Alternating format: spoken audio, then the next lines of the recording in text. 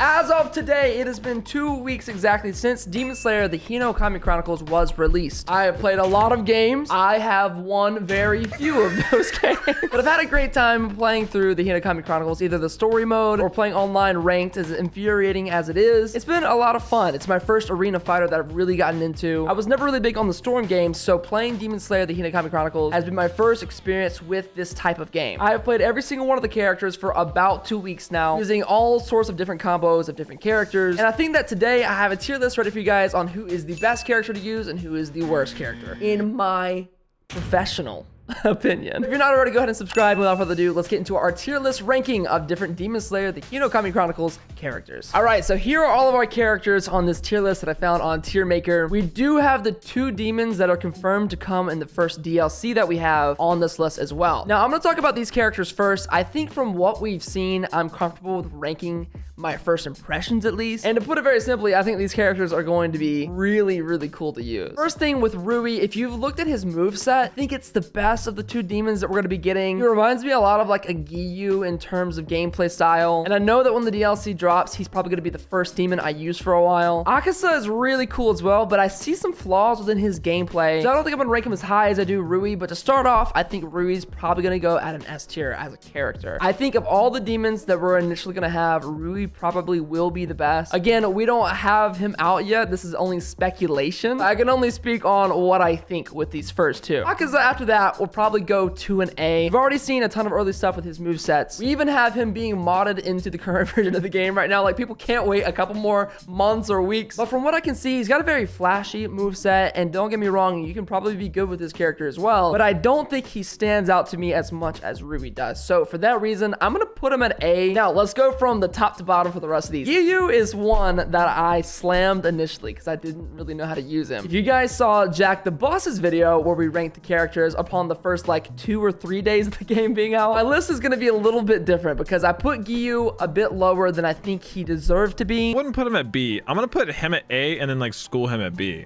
I would go BC for that same one. Really? I think it's just one of my favorite characters in the show. Yeah, same. That's why it's weird. He's a really good character. I think actually he's one of my favorite to use. I think he's a character to use when you want to easily trip up other players. You can capitalize on so many mistakes of your opponents, either by using special abilities after they're saved by substitutes to continue to do damage after that save, or if you're blocking and they're spamming you over and over again, you can put them into a vortex of pain. So I think for this reason, Giyu is going to be an S tier for me. And I'm gonna say this already, every one of these characters who have an academy version as well, they're gonna go right into the same tier list because all the movesets are the same. It's just different animations. Inosuke, a character that I was initially really in love with, but since have been using a lot less. I think when you're new to the game and you're playing against Inosuke for the first time, or you're using him for the first time, very overwhelming because he's extremely flashy. He seems really fast, and for me initially when I started playing online, people were just continually bomb rushing me with this character. For me, Inosuke probably gonna be a C tier at the current moment of the game. He's not awful, and there are some really good Inosuke users, but I think the majority of people out there would probably pick somebody else first. Now, Makamo is one that I think is going to be very similar to my last ranking we did when the game first came out. This character is insanely fast. She does not deal a crazy amount of damage on her normal attacks, but I think having her either as a substitute or someone you use as your main character can be very damaging, especially when you pair her with other characters who are fast as well. However, for me personally, I don't use her a ton. I know a lot of people who are probably put her in S, but for me personally, I think I'm gonna put her in an A. For my girl Nezuko, I think she is a fantastic character at the moment. Obviously the best demon that we can play as right now, because she's the only demon we can play as right now, but she's really fun to use. She does some heavy hitting damage. Just anything that trips me up online is when I'm playing against somebody who has her as a substitute. I don't know what it is. Maybe I'm just bad. She's usually my substitute, but whenever I use her as a main, it's a great time. So I'm putting her at S. And my boy Rengoku is probably my hands down favorite character to use yet. So obviously he's gonna be an S tier for me. Every top player that I think I've gone against and gotten absolutely rolled by usually uses Rengoku in their team setup. Rengoku, Zenitsu, Rengoku, Shinobu. And I think that overall I am a little biased because I love Rengoku so much. He's just so fun to use. Now Sabito is a character again that I enjoy, but I don't really use him too much. I think I've used him more than Inosuke, so I'm gonna put him at B. One thing to say about Sabito is that using his like guard break is the most satisfying. And whenever I'm fighting playing somebody who uses Sabito, I'm always getting guard broken by this and one other character. It is the most infuriating thing in the world. So next up is the absolute queen of spam. She doesn't do a crazy amount of damage on her normal attacks. It's like a psychological game. You just be spammed over and over again. She'll be up in the air, jumping everywhere. They'll use their substitutes of like a Makamo and the speeds out of this world. I don't think that a lot of people who have a tremendous skill use her, but I think that one thing that is a redeeming factor for Shinobu is the fact that some of her attacks deal poison damage. I think for that reason, for me personally, she's gonna go to a B. I don't really use her that much, but I do know whenever I go online and somebody has a Shinobu, all I'm gonna hear is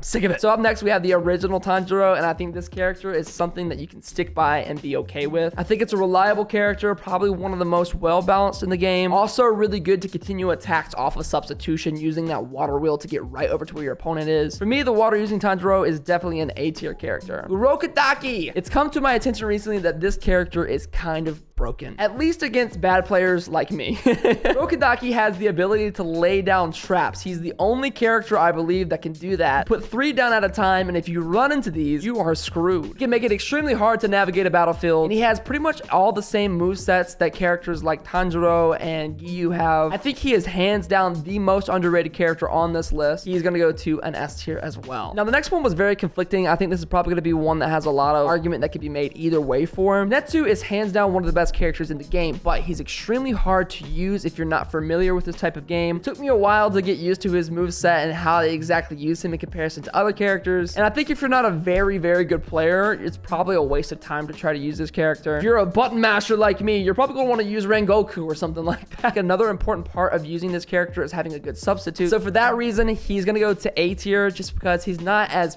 user-friendly as some of these other characters are. Now, Hinokami Tanjiro is just straight up fun to play with. It's neck and neck with Rengoku, but in terms of his ultimate, his special abilities, and everything else that comes with this character, feels to me to be the most satisfying to use. And I also don't think he's a hard character to learn. He's also an S tier character. Finally, why is he even in this game? Why did they give him a spot? They could have put a Yashiro there. They could have put Tamayo. Could have got Tsuyuri. We could have got a Hashira. We got Murata.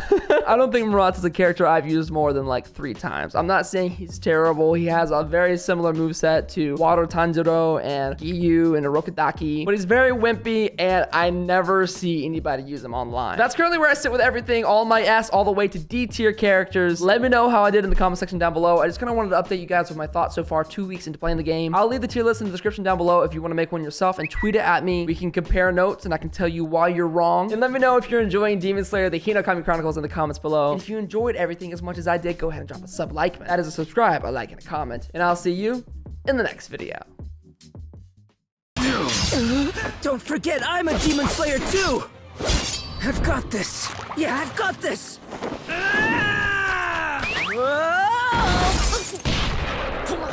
Embarrassing.